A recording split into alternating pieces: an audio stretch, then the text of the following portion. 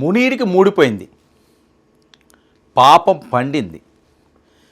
దిక్కుచోచని స్థితిలో ఇబ్బందికరమైన పరిస్థితుల్లో కొట్టుమిట్టాడుతున్నాడు. ఎందుకంటే ఏ రకంగా రెచ్చగొట్టాడో, పెహల్గామ్ దాడికి ముందు మునీర్ మాట్లాడిన అంశాలు చాలా తీవ్రంగా ఖండించాల్సిన అవసరం ఉంది. అతను పెట్టిన న్యూసెన్స్ ఇది. ఇష్టం వచ్చినట్లుగా బహిరంగంగా ప్రసంగం ఇచ్చి భారతదేశం మీద విషం కక్కాడు. पाकिस्तान की कहानी अपने बच्चों को जो है आपने जरूर सुनानी है ताकि वो पाकिस्तान की कहानी ना भूलें. Well, our forefathers they thought that we are different from the Hindus in every possible aspect of life.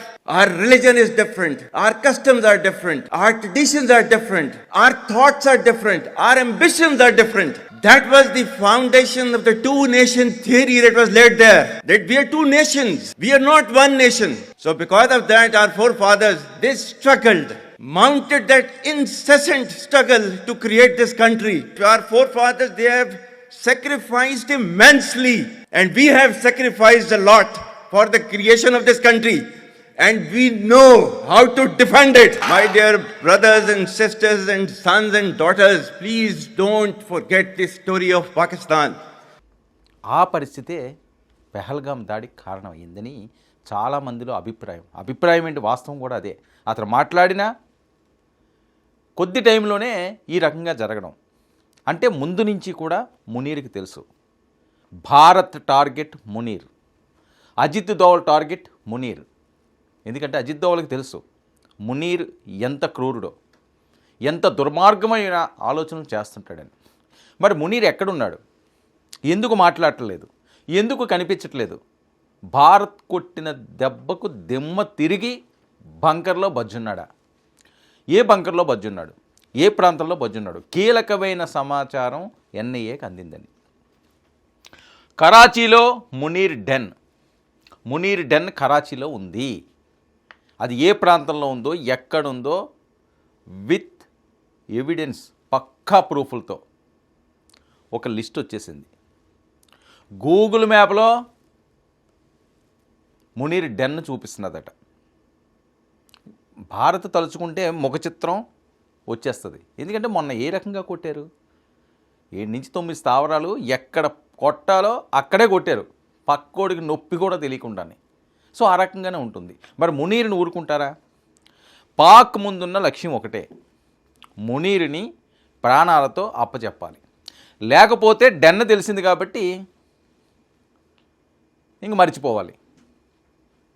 ఇండైరెక్ట్గా చెప్తున్నాడు, మర్చిపోవాలి ఇంకా, లేకపోతే గౌరవంగా అప్పచెప్పియాలి.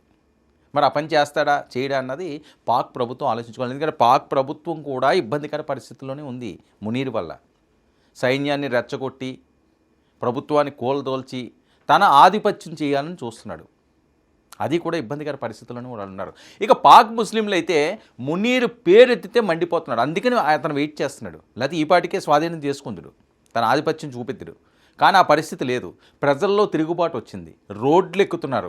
ఆ మునీర్ గాడు ఎక్కడున్నాడో చెప్పండి, కాళ్ళు చేతులు విరగకూడదాం మేమే అంటున్నారు. ఆడు పెట్టిందే ఇది, అలా మాట్లాడడం వల్ల ఇలాంటి పరిస్థితి వచ్చింది అని చెప్పి మండిపడిపోతున్నారు. ఇక కరాచీలో మునీర్ డెన్ ఉన్నట్లుగా ఎన్ఐఏ గుర్తించింది.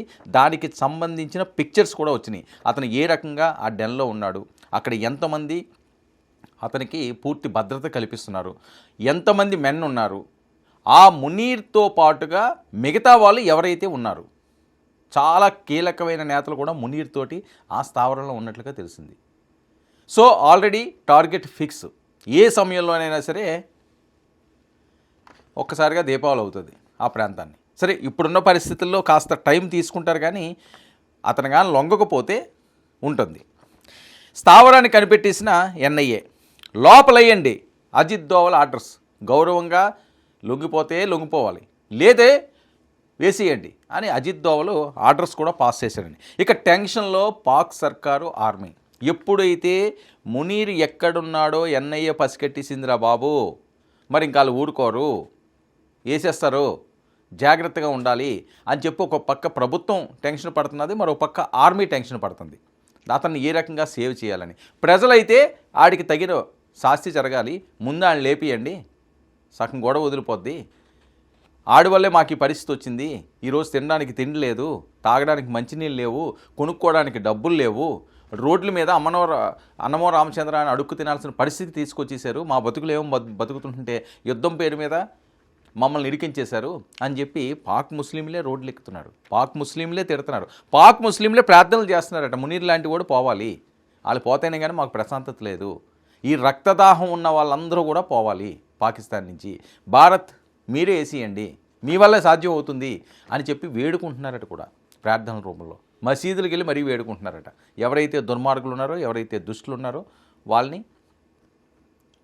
పని అయిపోయేలా చూడండి అని. ఇక యుద్ధం మొదలయ్యాక ఆచూకీ లేని మునీర్. మరి యుద్ధం మొదలైన తర్వాత ఏమైంది? మరి అప్పుడు దాకా మీసాలు మెలేసినోడు, తొడలగొట్టినోడుని ఎందుకు కనిపించట్లేదు అంటే చాలా కీలకమైన కారణాలు కూడా అప్డేట్స్ కింద వస్తున్నాయి. బ్రహ్మోస్ దాడులతో భీతిల్లిన మునీర్. ఇంకా దాడులు ఎలాంటి దాడులు ఇంకవి అసలు ఊహించగలరా? ఆపగలరా? సూర్యుడిని అరచేయి అడ్డు పెట్టి ఆపాలనుకోవడం ఎంత మూర్ఖత్వమో, ఎంత అవివేకమో అదే పరిస్థితి ఈరోజు పాకిస్తాన్ని. భారత్ని అడ్డుకోవాలన్నా, భారత్ని ఆపాలన్నా వాళ్ళ తరం కాదు, వాళ్ళ జీవితం అంతా సరిపోదు, వాళ్ళ చరిత్ర అంతా సరిపోదు. ఇప్పటికే కాదు, ఇంకో 100 సంవత్సరాలు 1000 సంవత్సరాల తర్వాత కూడా అదే పరిస్థితి. ఎప్పుడు కూడా భారత్ ముందు తలగ్గాల్సిందే, భారత్ ముందు మోకరిల్లాల్సిందే, భారత్ ముందు మోకాల మీద కూర్చోవలసిందే దేహి అంటూ. అది పరిస్థితి. ఇక కిరాణా కొండల్లో ఆచూకీ లేని పాక్ ఆర్మీ చీఫ్. కిరాణా కొండల్లో ఎక్కడైతే న్యూక్లియర్ బాంబ్స్ ఉన్నాయో ఆ ప్రాంతాల్లో ఉండే అవకాశం ఉంటుందని ముందుగా భావించారు. మొన్న వేసిన అటాక్ కూడా వర్కౌట్ అయ్యింది, మనోడు అయిపోయాడని. కానీ పెహల్గాం దాడుల తర్వాత ప్రైవేటు విమానంలో ఇక్కడ 2 వినిపిస్తున్నాయండి, 2 అంశాలు వినిపిస్తున్నాయి. ఒకటి కరాచీలో డెన్లో ఉండే అవకాశం ఉంది, దానికి సంబంధించి పిక్చర్స్ వచ్చినాయి. కానీ పెహల్గాం దాడుల తర్వాత ఒక ప్రైవేటు విమానంలో ఫ్యామిలీని విదేశాలకు పంపిన మునీర్. ఫ్యామిలీ అయితే ఇక్కడ లేదు, ఫ్యామిలీని అంతా తీసుకెళ్ళిపోయాడు. ఆయనే ఆ స్థావరంలో ఉన్నట్లుగా వస్తున్న ఇన్ఫర్మేషన్. ఫ్యామిలీ అయితే ఇక్కడ లేకుండా విదేశాలకు పంపించారు. లండన్ అని కొంతమంది అంటున్నారు, వేరే దేశం అని చెప్పి మరికొంతమంది అంటున్నారు. అయితే గతంలో ఆర్మీ బంకర్లో దాక్కున్న మునీర్. బంకర్లో దాక్కోవడం ప్రత్యేకత. బంకర్లో దాక్కుంటే ఎవరిని ఊరుకున్నారు? సద్దాం హుస్సేన్ ఊరుకున్నారా, లేకపోతే లాడెన్ లాంటి వాళ్ళు ఊరుకున్నారా? బంకర్లో కాదు, పాతాళంలో వెళ్ళి దాక్కున్న జుత్తు పట్టుకుని ఈడ్చుకొచ్చేస్తారు. ఇంక అందులో ఎటువంటి మోమాటమే లేదు, జుత్తు పట్టుకుని ఈడ్చుకొచ్చేస్తారు. పాతాళంలో ఉన్నా సరే బతకాలి, 4 కాలాల పాటు ఉండాలి అనుకుంటే బయటకు వచ్చేయాలి, తప్పు అయిపోయింది క్షమించమనాలి, కాళ్ళు పట్టుకోవాలి, ప్రాణాలు నిలబెట్టుకోవాలంటే. లేదు అనుకుంటే సమాప్తం. ఇక అణ్వాయుధాలు వాడే పరిస్థితి వస్తే కిరాణా హిల్స్లో ఉంటానన్న ఆర్మీ చీఫ్. అణ్వాయుధాలు వాడే పరిస్థితి వస్తే ఈయన కిరాణా హిల్స్కి వెళ్తాడట. వెళ్ళి ఇప్పుడు అక్కడ ఏదో లీక్ అయిందట, 6 నిమిషంలో పోతావు, వెళ్ళు. అక్కడికి వెళ్ళి ఏం చేస్తావు? ఏం చేయగలవు? ఆలోచన వస్తేనే అంతమందించేస్తారంటున్నారు భారత్. మీకు ఆలోచన వస్తే, అణ్వాయుధం అనే ఆలోచన వస్తే దాన్ని మీరు వాడొద్దు, దాన్ని మీరు తీయొద్దు, దాన్ని ప్రయోగించొద్దు. ఆలోచన కానీ వస్తేనే అంతమైపోతారు. అది గుర్తెరగాలి మీరు. ఇక బ్రహ్మోస్ దాడులతో కిరాణా హిల్స్లో ధ్వంసం. ఎలా ధ్వంసమైందో తెలుసు, ఆల్రెడీ లీక్ అవుతున్నదని పెద్ద న్యూస్. అది పాక్ అణ్వాయుధాలు మొత్తం నిర్వీర్యం అయిపోయింది. ఎక్కడైతే కమాండ్ కంట్రోల్ సెంటర్ ఉందో ఆ సెంటర్ని మొన్న కొట్టారు అని. అందుకనే ట్రంప్ కూడా టెన్షన్ పడిపోయాడు.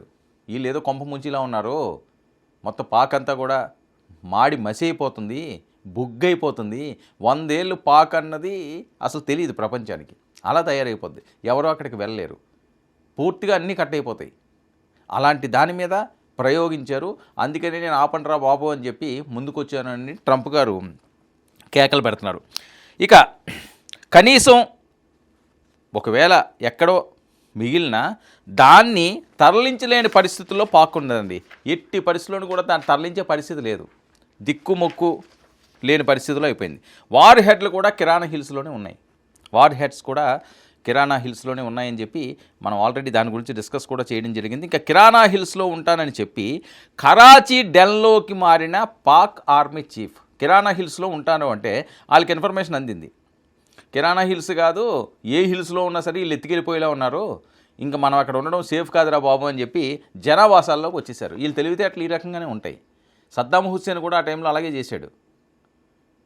ఆయన కూడా జనావాసాల్లో ఒక గ్రామంలో ప్రజలందరూ ఉన్న దగ్గర అటాకులు జరగవు. అది సేఫ్ జోన్ కింద వీళ్ళు భావిస్తారు. ఉగ్రవాదుల వాళ్ళు ఊర్లోకి వచ్చారంటే వీళ్ళు కొట్టి చంపేస్తారు. సో ఇలాంటి వాళ్ళని ఏం చేస్తారు, ఏదైనా ఒక ఊరిని ఒక సిటీని పెట్టుకుని ఆ సిటీ మధ్యలో వీళ్ళు స్థావరాన్ని ఏర్పాటు చేసుకుంటూ ఉంటారు. ఎందుకంటే అది సేఫ్ కాబట్టి, ప్రజల మీద దాడులు జరగవు కాబట్టి, ప్రజలు అన్యాయంగా చనిపోతారు కాబట్టి, అక్కడ అటాకులు చేయరు కాబట్టి. అందుకని కరాచీని ఈయన స్థావరంగా మలుచుకుండి కరాచీలో దాక్కున్నాడు. ఇక మునీర్ వేటలో రా మొసాద్. ఇంక ఎలా ఉంటుంది, వేట వేయడం మొదలుపెట్టాడు అంటే దాన్ని వేటు వేసిన దాకా ఆగే పరిస్థితి ఉండదు. ఇక భారత్ టార్గెట్కు దగ్గరలో మునీర్ దొరికేసినాయి, విత్ పిక్చర్స్ వచ్చినాయి, వీడియోస్ కూడా ఎన్ఐఏ చేతిలో ఉన్నదట. వీడియోస్ ఉన్నాయి అంటే ఇంకేముంది, ఇంక ఎక్కువ పెట్టడమే, బటన్ నొక్కడమే, వెళ్ళి గుండెలు చీల్చేస్తుంది. ఇక మునీర్ తప్పించుకోకుండా వెంటాడుతున్న రా మొసాద్, ఇద్దరు కూడా ఒక పక్క రా ఒక పక్క మొసాద్ పెట్టేశారు అక్కడ. ఎక్కడ ఇటు నుంచి ఇటు కదిలేడు అంటే పిన్ టు పిన్ ఇక్కడ రికార్డ్ అయిపోతున్నది. ఆ స్థావరంలోనే అతను ఉండాలి, బయటకు వచ్చాడో అయిపోయినట్టే, అలా బిగించేశారు. ఎక్కడికి వెళ్దాలన్నా సరే వెళ్ళలేని పరిస్థితి. మొత్తం సద్దు మెరిగినంత వరకు పాక్ ప్రభుత్వం కళ్ళు తెరిచి ఇలాంటి వాడి వల్లే ఈరోజు ఈ పరిస్థితి వచ్చింది అని చెప్పి మర్యాదగా గౌరవంగా తప్పు అయిపోయిందని ఒక క్షమాపణ చెప్పించి బహిరంగంగా భారత్ దగ్గర మోకరిల్లితే బతికి బట్ట కడతాడు, లేదు అంటే బతుకు అయిపోయినట్టే. ఇక రాక్ అనుసరణలో భద్రతా బలగాలు, రాక్ అనుసరణలో పూర్తి భద్రతా బలగాలన్నీ కూడా ఆ ప్రాంతం మీదే ఫోకస్ పెట్టున్నాయి. మన క్షిపణి అటువైపే ఎక్కుపెట్టుంది. అతను ఏ మాత్రం మాట్లాడినా, మళ్ళీ ఇంకొక దుశ్చర్యకు పాల్పడాలని ఇన్ఫర్మేషన్ వచ్చినా, ఆలోచన వచ్చినా వెళ్ళి డైరెక్ట్గా వెళ్ళి పడిపోద్ది. కరాచీ కాలిపోద్ది, కరాచీ కాలిపోద్ది ఒక్క మునీర్ వల్ల, ఇతను చేసిన దుస్సాహసాల వల్ల, ఇతను చేసిన ఆ ప్రసంగాల వల్ల ఈరోజు నేలమట్టం అయిపోయే ప్రమాదం పొంచి ఉంది. మునీరు ఇక దొరికాడు, క్షమాభిక్ష అన్నది లేదు, పాపాత్ములకి క్షమాభిక్షలు ఉండవు, అంతమే. అదే జరుగుతుంది ఈరోజు. భారత్ అదే హెచ్చరిస్తున్నది. అజిత్ దోవల్ ఆర్డర్స్ ఆ రకంగానే ఇచ్చారు, దొరికాడు ఆ కొడుకు ఏసీ అండి అని. ఇంకా మరి ఏమి వెనక్కి ముందుకి చూడాల్సిన అవసరం లేదు, దొరికినట్టుగా లేపిమంటున్నారు.